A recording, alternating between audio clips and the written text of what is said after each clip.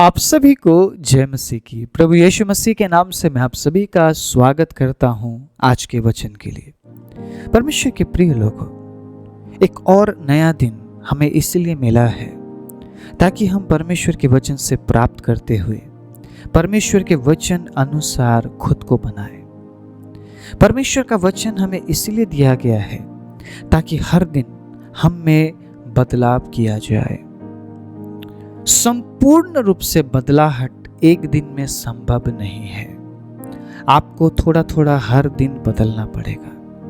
परमेश्वर के अजीजों, परमेश्वर आपको एक ही बार में संपूर्ण रूप से नहीं बदल सकता है।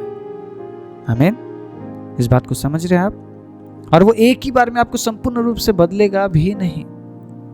वो आपको मौका देता है, वो आपको समय देता है, वो आपको जिंदा रखता है ताकि हर दिन आप बदलाव कर सके। बदलाव आपको करना है। परमेश्वर आपको समय देते हैं, परमेश्वर आपको वचन देते हैं, परमेश्वर ने सारी बातें आपके सामने रख दी है। चुनाव आपका है। सुबह के समय इस वचन को सुनने का चुनाव भी आपका है। अगर आप चाहे तो इस वचन को सुने, अगर आप नहीं चाहे तो इस वचन को आप ना सुने। परमेश्वर कभी भी आकर आपको फोर्स नहीं करेंगे, बेटा तुझे सुनना ही है, बेटी तुझे सुनना ही है। कभी फोर्स किया क्या परमेश्वर ने आपको? या किसी और ने कभी आपको फोर्स किया? कोई भी आपको फोर्स नहीं कर सकता है। कोई भी आपको जबरदस्ती नहीं कर सकता है और ये नहीं बोल सकता है कि वचन सुनना ही है, तुझे ये वचन सुनना ही है। आपने चुनाव किया, चुनाव आपका है। इसीलिए आज सुबह इस वचन को आप सुन रहे हैं। लेकिन ध्यान रखिए परमेश्वर का अजीजों, वचन परमेश्वर का है। मैं बोल जरूर रहा हूं, लेकिन मैं परमेश्वर के वचन से बोल रहा हूं।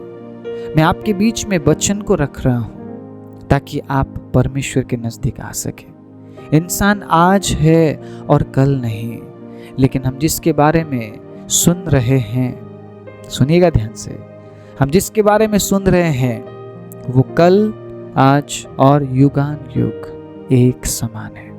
Praise the Lord. वो अनंत है, वो अगम है, वो असीम है और वो हमेशा के लिए है। इसलिए मैं चाहता हूं कि आप चैनल के नजदीक नहीं, इंसान के नजदीक नहीं, परमेश्वर के नजदीक आए।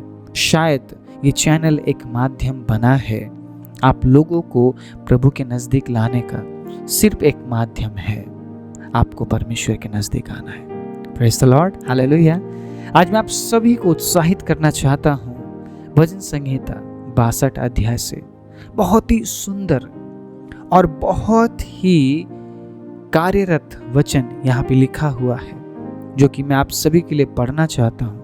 दाऊद की तरफ से बहुत ही सुंदर तरीके से बयान किया गया है। सुनिएगा प्रभु के वचन में क्या लिखा है। मैं एक आयत से पढ़ना चाहता हूं, बड़े ध्यान से सुनिएगा। बहुत ही सुंदर वचन है। सचमुच मैं चुपचाप होकर परमेश्वर की ओर मन लगाए हूं, मेरा उद्धार उसी से होता है। परमेश्वर के अजीजों, अगर मैं इस वचन को आगे पढ़ता जाऊं, आपको एक बात बार बार सुनाई देगी, मन के बारे में। दाऊद यहां पर मन के बारे में बात करता है। क्यों, वो मैं आज बताऊंगा। कई बार आपको ऐसा लगता होगा ना, आपका मन जो बोल रहा है वो सही है। क्या कोई ऐसा है इंसान इस संसार में कि बोले जो मेरे अंदर से आवाज आ रही है वो गलत है? क्योंकि आपका मन हमेशा राइट होता है। आपका मन कभी रॉन्ग होता ही नहीं। आपका मन अगर ये बोल रहा है कि वो इंसान सही नहीं है, तो वाकई में वो इंसान सही नहीं है आपके लिए, लेकिन परमेश्वर के लिए तो ऐसा नहीं है। अगर आपका मन ये बोल रहा है कि आज प्रार्थना नहीं करना है, आज वचन नहीं सुनना है, या आज प्रभु के लिए नहीं जीना है, आज अपनी ही जिंदगी में तू खो जा, आपका मन राइट है। आपका मन कभी गलत हो ही नहीं सकता। लेकिन दाऊद अपने मन को डांट रहा है और कह रहा है, हे मेरे मन, चुपचाप रहे, चुपचाप रहे। इस बात का मतलब समझना पड़ेगा आपको। परमेश्वर के अजीजों, आपका मन आपको धोखा दे रहा है और ये बात आपको पता नहीं। आपका मन सालों से आपको धोखे में रखते आया है, ये बात आपको पता नहीं। आपके मन में असाध्य रोग लगा है और आपका मन आपको धोखा देता है। ये आज के वचन से हम समझ पा रहे हैं, क्योंकि अगर मैं इस वचन के 5वें आयत को पढ़ूं, क्या लिखा हुआ है, ध्यान से सुनिएगा।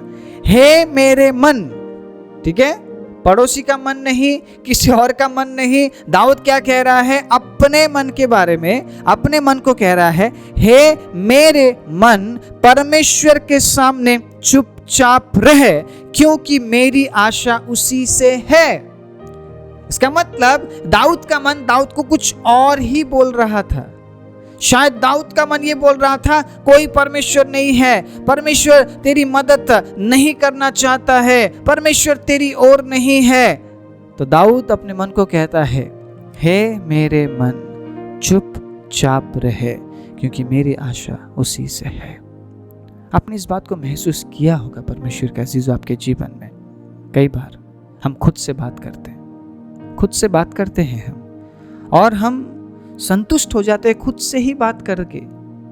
हम ये सोचते हैं कि मैंने बहुत अच्छा किया ना, अंदर ही अंदर मैं कुछ बोल गया और हम सोचते हैं मैं राइट हूँ, मैं सही हूँ। अगर आप मन की बात को सुनते हैं, अगर आप मन की बात को मानते हैं, यू आर ऑलवेज रॉन्ग, क्योंकि आपका मन कभी भी आपको सही चीज नहीं बताएगा।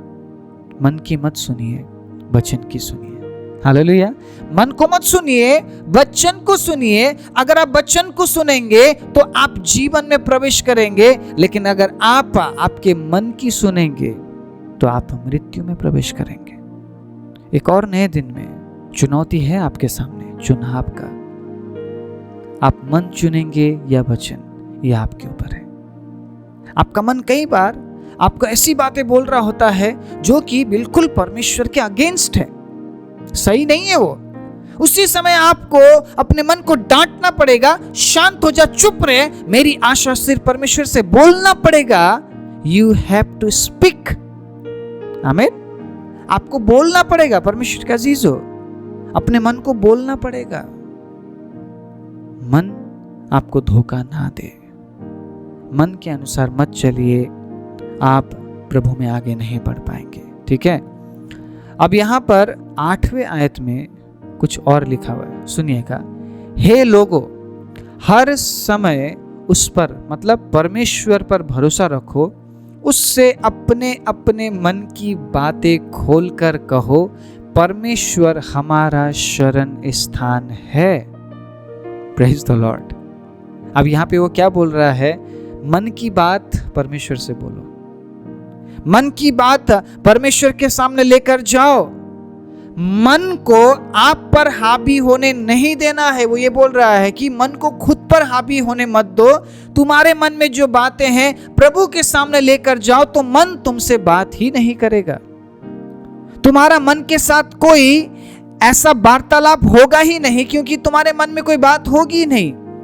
आपने सुना होगा, जो मन में बात रखते हैं वो अंदर ही अंदर घुटते रहते हैं उन बातों के लिए। लेकिन अगर आपने अपने मन को परमेश्वर के सामने लेकर खोल कर रख दिया कि प्रभु मेरे मन में ये बातें हैं, इसलिए दाऊद कहता है ना, प्रभु मुझे जांच, मेरे मन की बातों को जांच प्रभु। अगर उनमें कुछ भी बुरी बातें हैं, परमेश्वर उनको मुझसे अलग कर। आपके मन में हमेशा वचन हो जरूरी नहीं है। आप संसार में जी रहे हैं, आपके आसपास हर एक व्यक्ति प्रभु में हो ऐसा नहीं है। बहुत प्रकार के लोग हमारे आसपास है, बहुत सारे सिचुएशन से होकर, परिस्थितियों से होकर हमें गुजरना पड़ता है, और हम उस समय में बिल्कुल वचन के अनुसार कई बार चल भी नहीं पाते। हमारा मन हमारा साथ नहीं देता है। आप समझ रहे हैं? इसीलिए मन की बातों को प्रभु के सामने लेकर आना बहुत जरूरी है, ताकि आप परमेश्वर से उसका सॉल्यूशन ना, उसका निष्कर्ष आप प्राप्त कर सके। बहुत सारी बातें ऐसी होती है हम लोगों के सामने लेकर नहीं जा सकते, तो प्रभु के पास लेकर जाइए, मन में मत रखिए। अगर आप मन में बातों को लिए हुए चलेंगे, आपके अंदर एक खटास पैदा होगा। आप कभी उत्साहित नहीं हो पाएंगे, आप कभी आनंदित नहीं हो पाएंगे, आप कभी परमेश्वर को आप धन्यवाद नहीं दे पाएंगे, आप एक स्वतंत्र जीवन नहीं जी पाएंगे और आपका मन हमेशा धोखा देते हुए उन्हीं बातों को आपके सामने लाएगा और आपको कमजोर करेगा, आपको परमेश्वर से अलग करने की कोशिश करेगा।